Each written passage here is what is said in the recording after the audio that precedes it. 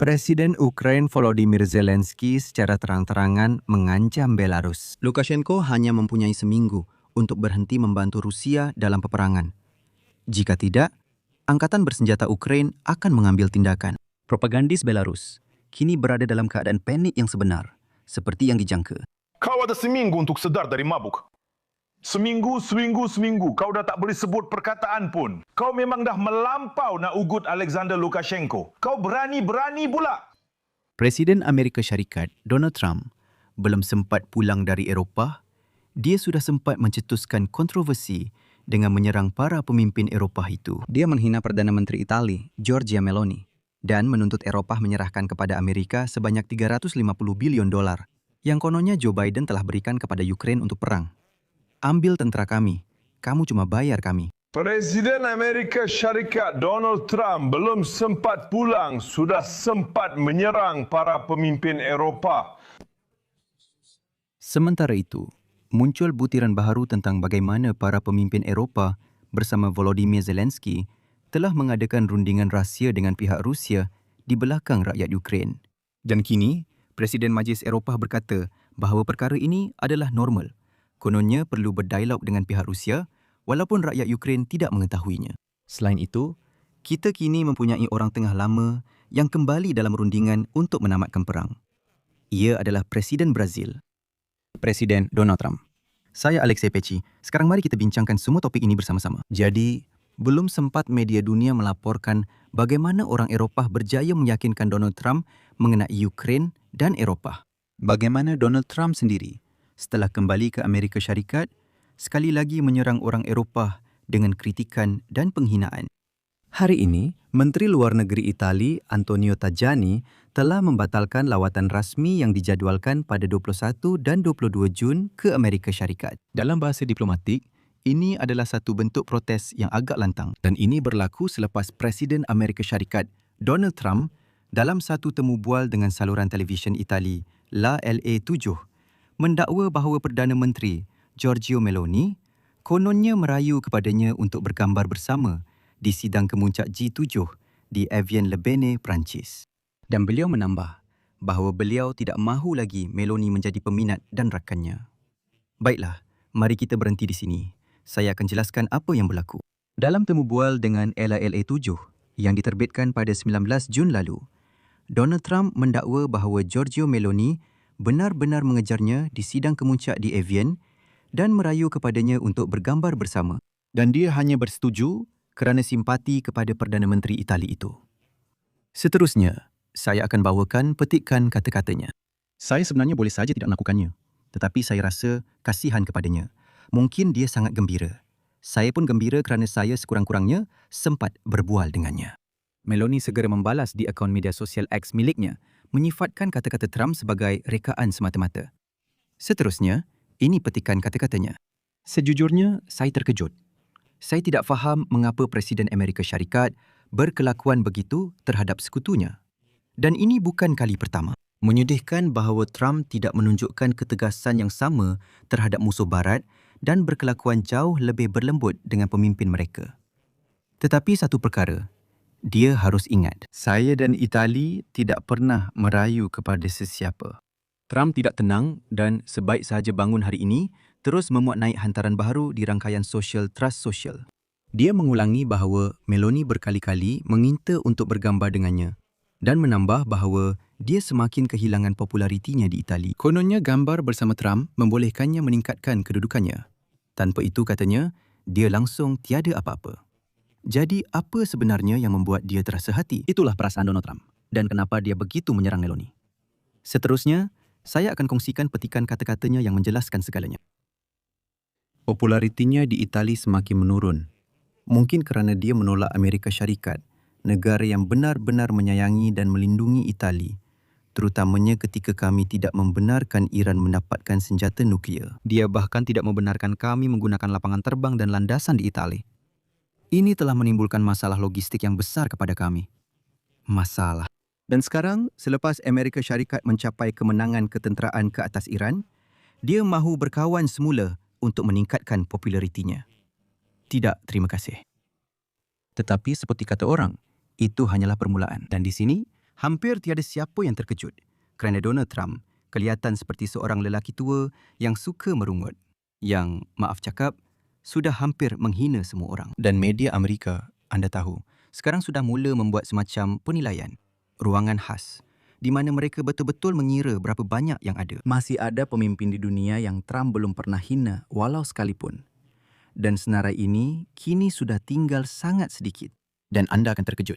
Atau kemungkinan besar tidak. Tetapi dalam senarai ini, yang Trump belum hina, kebanyakannya adalah penjenayah perang, diktator seperti Xi Jinping, Vladimir Putin, Alexander Lukashenko, Matshabu Khamenei dan sebagainya. Mereka inilah yang dia tidak hina. Tetapi kepada sekutu-sekutunya, dia hanya menjerit seperti datuk yang suka membebel. Dan dia menggunakan ungkapan yang agak kesat. Tetapi, sekali lagi, itu hanyalah permulaan. Semalam, Trump menunjukkan kepada semua orang pesawat presiden utamanya yang baharu. Itulah pesawat yang sama yang diberikan kepada beliau oleh Qatar tahun lepas.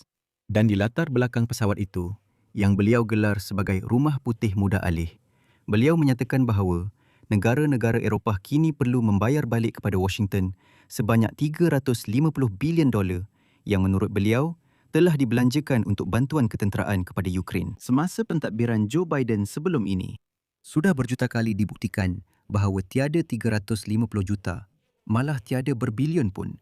Tetapi kita abaikan perkara itu. Dan ketika berucap di pangkalan tentera Andrews, Trump memberitahu bahawa semasa pertemuan dengan pemimpin Eropah di Perancis, beliau mengingatkan mereka tentang skala penghantaran senjata Amerika ke Ukraine.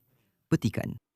Kami telah memberi anda, saya beritahu mereka, fikirkanlah, $350 bilion dalam bentuk pesawat, senjata dari semua jenis dan lain-lain.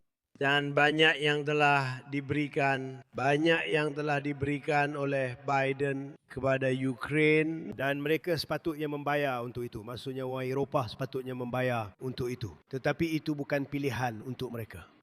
Mereka tiada siapa yang meminta mereka membayar. Apa yang perlu dilakukan hanyalah berkata, ambil tentera kami. Cuma bayar untuk kami. Cuma bayar untuk kami. Tiada siapa yang meminta. Saya cakap, kenapa awak bayar? Tiada siapa yang meminta kami, Tuan.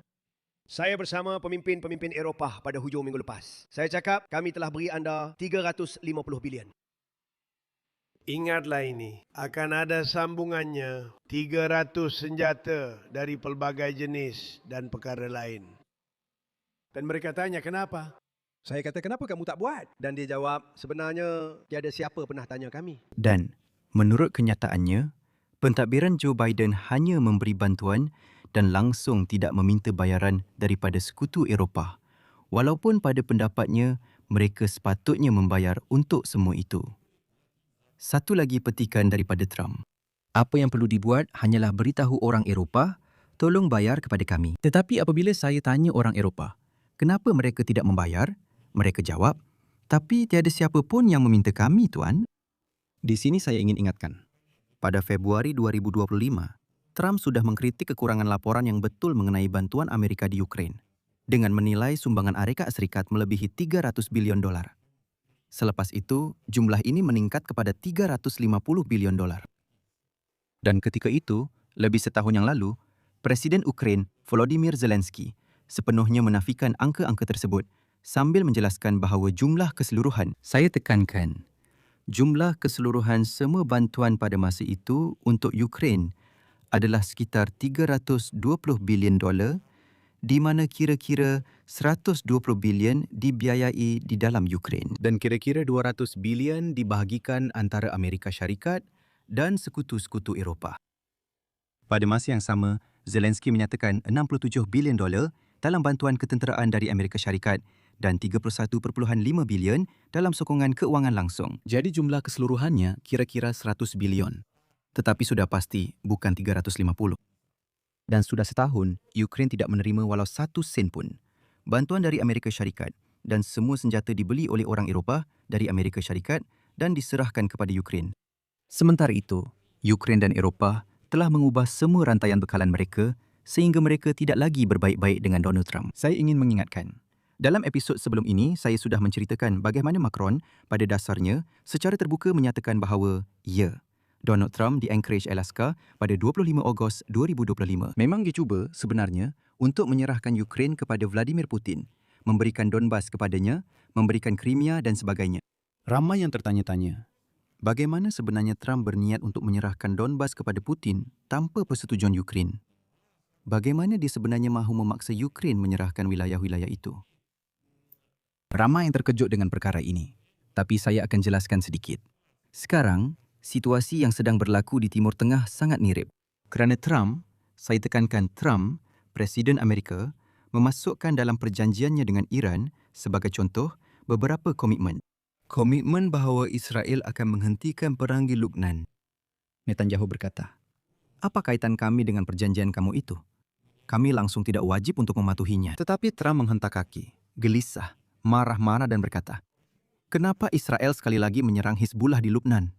Saya sudah kata, Israel tidak akan menyerang lagi. Malah, dalam perjanjian yang Trump tandatangani dengan Iran, dinyatakan bahawa Israel wajib menarik keluar semua tenteranya dari wilayah Lubnan. Adakah Trump bertanya kepada Netanyahu atau orang Israel, bolehkah perkara ini dimasukkan dalam perjanjian? Tidak, dia tidak bertanya. Begitulah angkuhnya. Pada dasarnya, Trump menjalankan diplomasi beliau. Baiklah, tapi mari kita kembali ke Eropah.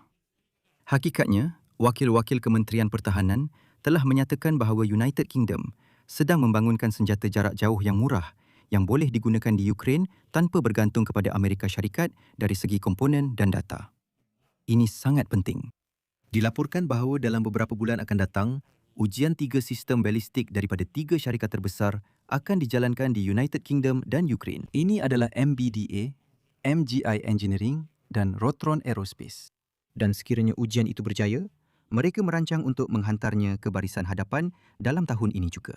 Secara ringkasnya, intinya adalah untuk mencipta versi murah peluru berpandu Storm Shadow bagi pengeluaran secara besaran. Dan inilah yang ditulis oleh Bloomberg, bahawa syarat utama kerajaan di United Kingdom ialah roket-roket baru itu mesti berfungsi secara bebas daripada Amerika Syarikat. Dan berbeza dengan Storm Shadow, roket-roket ini tidak akan mengandungi komponen Amerika dan tidak memerlukan data dari Amerika. Dan di sini, saya ingin nyatakan bahawa di London, seperti juga di ibu kota Eropah yang lain, mereka sangat bimbang bahawa Trump sedang berundur dari Eropah. Oleh itu, mereka memutuskan untuk berdikari semaksimum mungkin. Sementara itu, Presiden Ukraine Volodymyr Zelensky secara terbuka mengancam Belarus. Dan beliau memberi Lukashenko seminggu untuk mencegah serangan ke atas Belarus.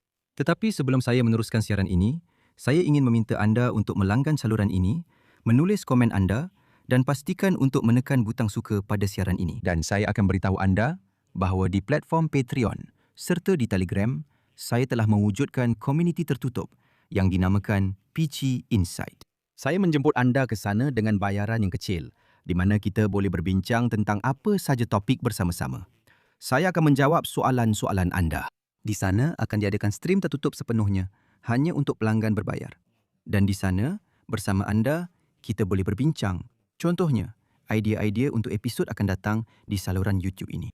Di sana juga anda boleh bertanya soalan peribadi kepada saya, yang pasti saya akan jawab secara peribadi kepada anda. Jika anda ingin memberi sokongan sekali sahaja, semua pautan, semua maklumat untuk komuniti tertutup dan juga untuk platform derma ada di dalam penerangan video ini. Saya amat berterima kasih atas apa jua sokongan anda. Dan sila ikuti media sosial saya. Pautan juga ada dalam penerangan video ini. Di sana, sebagai contoh, ada juga bahan-bahan yang tidak selalu muncul di saluran YouTube ini. Baiklah, kita akan teruskan. Jadi, saya akan tunjukkan dahulu video daripada propagandis Belarus.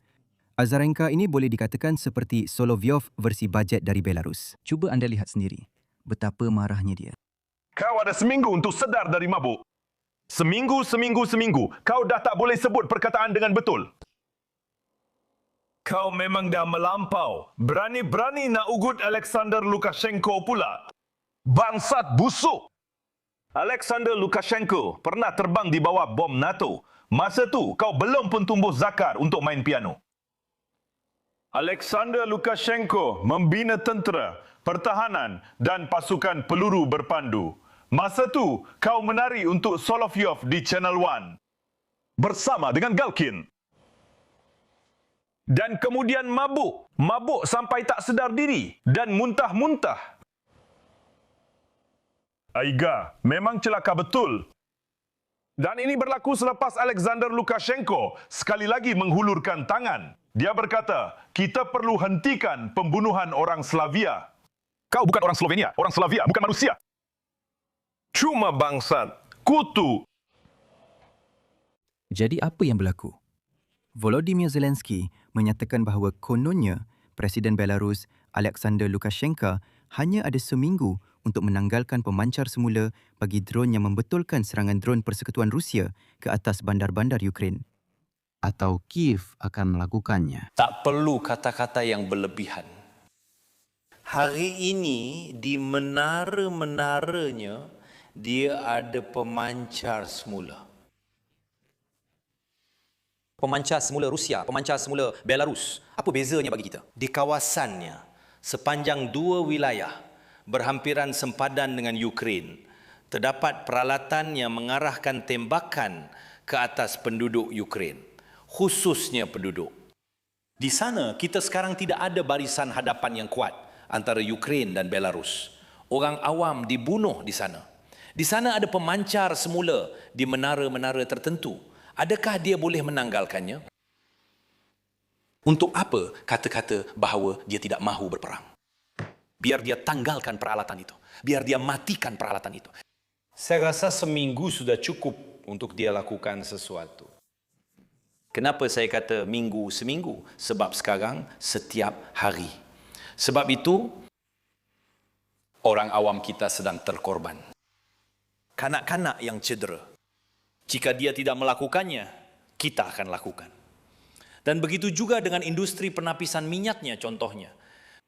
Kami melakukan segala-galanya supaya pihak Rusia tidak mempunyai peluang untuk menjual minyak dan seterusnya membekalkan diesel dan minyak kepada tenteranya.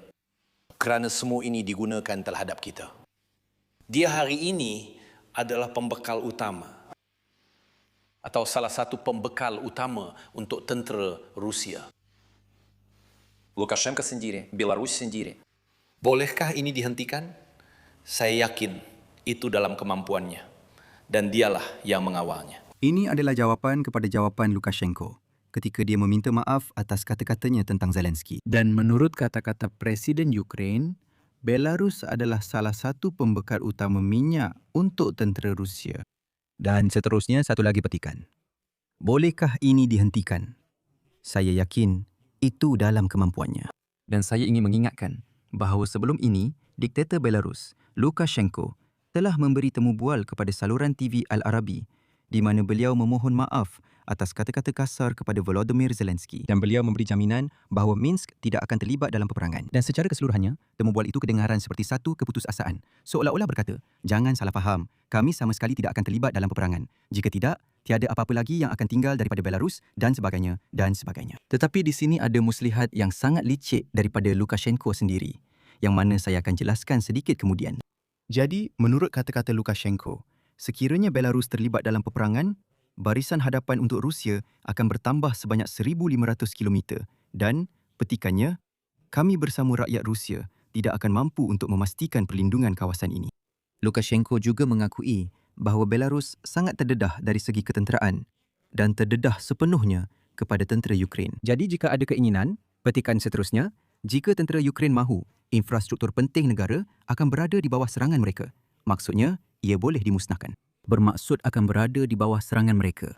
Tetapi yang dimaksudkan ialah di Belarus. Lukashenko juga merujuk kepada hakikat bahawa rakyat dan tentera Belarus tidak menerima sebarang peperangan dan tidak mahu terlibat di dalamnya.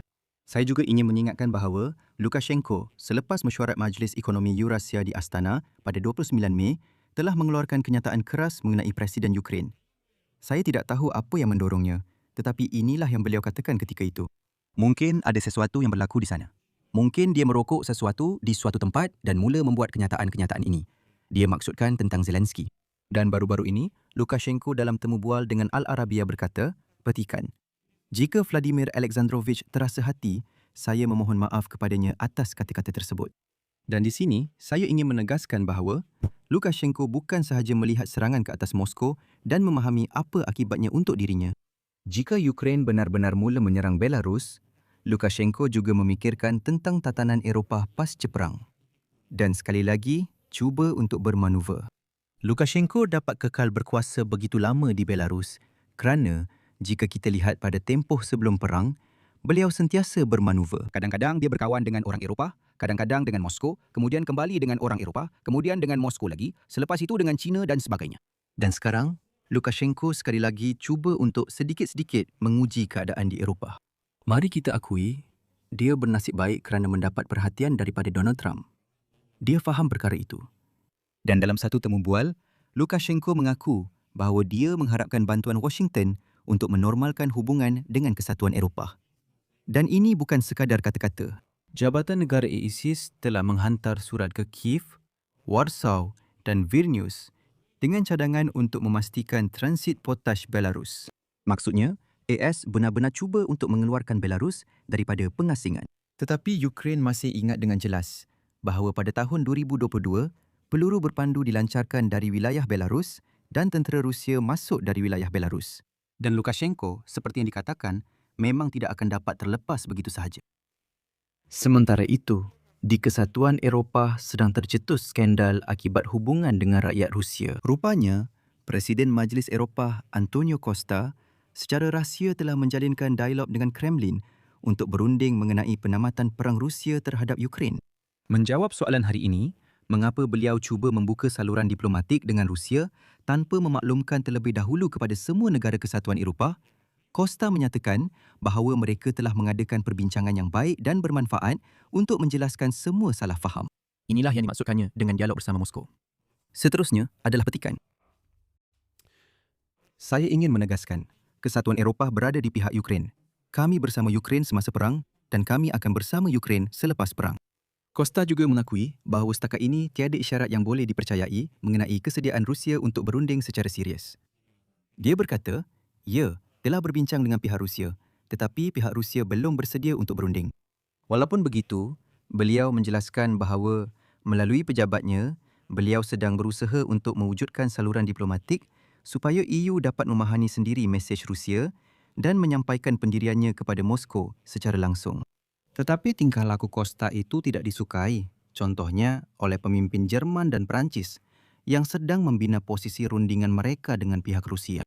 Terhadap perkara itu, Antonio Costa menyatakan bahawa pelbagai platform diplomatik tidak seharusnya bersaing antara satu sama lain atau saling bercanggah. Seterusnya satu lagi petikan beliau. Sudah tentu, koalisi negara-negara yang bersedia dan para pemimpinnya juga harus memainkan peranan mereka dalam isu jaminan keselamatan. Pada masa yang sama, kepentingan Kesatuan Eropah harus dilindungi oleh institusi EU mengikut perjanjian-perjanjian kesatuan. Tetapi saya ingin menyatakan bahawa di EU sudah beberapa bulan membincangkan sama ada perlu atau tidak untuk menjalin hubungan dengan diktator botak Vladimir Putin, bagaimana hubungan itu boleh dijalinkan dan siapa yang sepatutnya mengadakan dialog seperti itu. Jadi, semasa sidang kemuncak di Brussels, Presiden Perancis Emmanuel Macron dan Chancellor Jerman Friedrich Merz secara asasnya bersikap skeptikal terhadap inisiatif Antonio Costa untuk menjalin hubungan dengan Kremlin, iaitu secara langsung bagi pihak seluruh EU. Ketua Majlis Eropah bertindak bagi pihak kesemua 27 kerajaan EU, namun sebahagian pemimpin Eropah yang lain menyokong beliau secara khusus. Pendiriannya, maksudnya Eropah kini benar-benar terbahagi kepada dua kumpulan. Sebahagian menyokong idea Emmanuel Macron dan Merz bahawa Moskow perlu ditekan sehabis mungkin dan memaksa orang Rusia yang kotor itu duduk di meja rundingan. Satu lagi pihak berkata, Antonio Costa memang hebat berunding dengan puak Moskow, jadi mungkin tidak perlu memberi tekanan. Pada masa yang sama, Perdana Menteri Poland Donald Tusk menyatakan bahawa Poland tidak akan pernah bersetuju dengan situasi di mana keputusan mengenai isu keselamatan dan hubungan dengan Rusia dibuat oleh negara-negara besar tanpa penglibatan Poland. Maksudnya, jika diterjemahkan ke dalam bahasa biasa, beliau berkata, jika sesuatu keputusan dibuat tanpa Poland, kami tidak akan mengiktirafnya. Dan di sinilah, jangan sampai orang Eropah pula bergaduh sesama sendiri sekarang tentang bagaimana hendak berbincang atau tidak berbincang dengan rakyat Rusia. Sebelum ini, terdapat maklumat bahawa Ukraine dan Amerika Syarikat mengadakan rundingan harian dan pihak Amerika telah pun menjalin semula hubungan tidak rasmi dengan pihak tidak rasmi. Jadi, sudah jelas bahawa rundingan dengan Moskow memang sedang dijalankan. Akhir sekali saya ingin berkongsi satu lagi berita menarik. Volodymyr Zelensky telah bersetuju dengan inisiatif Presiden Brazil Luiz Inácio Lula da Silva untuk membantu memajukan penyelesaian damai terhadap perang Rusia ke atas Ukraine. Para pemimpin bertemu di sela-sela sidang kemuncak G7 di Evian dan membincangkan usaha memulakan semula diplomasi. Di sana, Lula mencadangkan untuk mengadakan hubungan dengan ahli tetap Majlis Keselamatan PBB. Ahli tetap Majlis Keselamatan Pertubuhan Bangsa-Bangsa Bersatu. Katanya beliau boleh berbincang dengan kesemua mereka. Zelensky menyeru Presiden Amerika Syarikat Donald Trump untuk menyambung semula usaha menjadi orang tengah dan menganjurkan pertemuan dengan Vladimir Putin yang mana Kremlin masih menolaknya buat masa ini. Manakala Lula da Silva pula menyatakan bahawa sebelum ini Kiev tidak menunjukkan minat terhadap inisiatif beliau, tetapi kini telah bersetuju. Dan beliau sudah pun berbincang dengan semua pemimpin 5 anggota tetap Majlis Keselamatan PBB. Di situ ada Rusia dan juga China. Dan beliau berhasrat untuk mengadakan hubungan baharu. Saya ingin mengingatkan bahawa sebelum ini, Lula da Silva bersama pihak China sudah pun mencadangkan inisiatif keamanan pada tahun 2023 dan 2024. Namun, ia berakhir tanpa hasil. Kini, ideanya adalah bahawa Lula da Silva benar-benar berhubung dengan Barat. Begitu juga dengan Moskow dan Beijing. Oleh itu, dalam kerangka Majlis Keselamatan PBB, memang semua pihak boleh dihubungkan untuk cuba mengatur sebarang rundingan. Jadi sekarang, seperti yang kita lihat, pelbagai front diplomatik benar-benar telah diaktifkan supaya menjelang musim sejuk nanti, mereka boleh cuba mengadakan rundingan yang lebih kurang konstruktif dengan pihak Rusia. Di sini saya akan berhenti seketika. Sila tulis pendapat dan kesimpulan anda di ruangan komen di bawah episod ini. Langgan saluran ini, tekan loceng dan jangan lupa untuk tekan butang suka. Jika anda ingin menyokong kerja saluran YouTube ini, anda sudah tahu apa yang perlu dilakukan. Semua pautan dan butiran pembayaran ada disediakan. Cara untuk meninggalkan sumbangan anda ada di dalam keterangan video ini. Saya amat menghargai apa jua sokongan anda. Itu sahaja untuk kali ini. Jaga diri anda. Selamat tinggal. Selamat tinggal.